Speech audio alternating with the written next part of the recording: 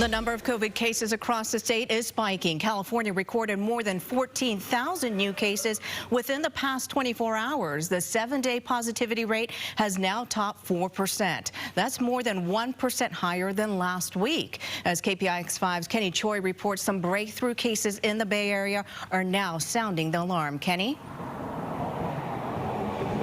Health metrics are indicating a spike, but this surge is very different according to doctors that we spoke to.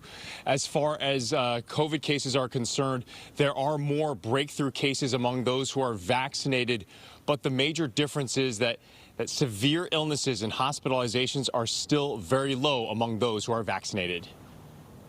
In Marin County, new concerns as health officials say about 1 in 4 recently infected have been vaccinated, but about half of those are showing no symptoms. While we're seeing the Delta variant can break through, can cause infection among vaccinated people, it is not leading to severe illness or death. Linda Trung, who has been operating Cherry Blossom's salon for nearly 30 years, is asking customers to mask up once again. I'm very nervous and very worried about the coronavirus come back. Feelings about another uptick are mixed. I'm not terribly concerned. I know that the numbers are up, but I am concerned about kids under the age of 12 carrying the virus around. So what if it overrides my AstraZeneca shot and I catch it?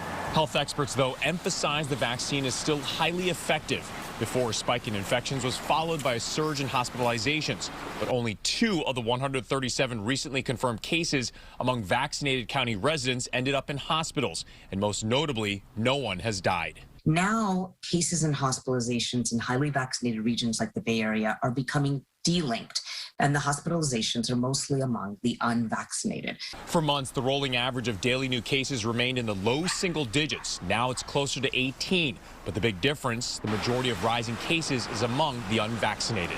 So when we see cases going up right now, which was natural because we opened up society, it is not the same thing as cases going up before high rates of vaccination.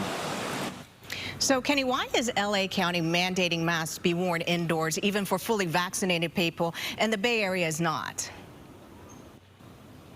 So the major difference right now between L.A. County and the Bay Area is the hospitalization rate. Los Angeles County, it's about twice the rate as the Bay Area right now. If we start seeing hospitalizations creep closer to 5 per 100,000, then it could be a very different situation here in the Bay Area as far as the mandates versus the advice. All right, Kenny, thank you so much.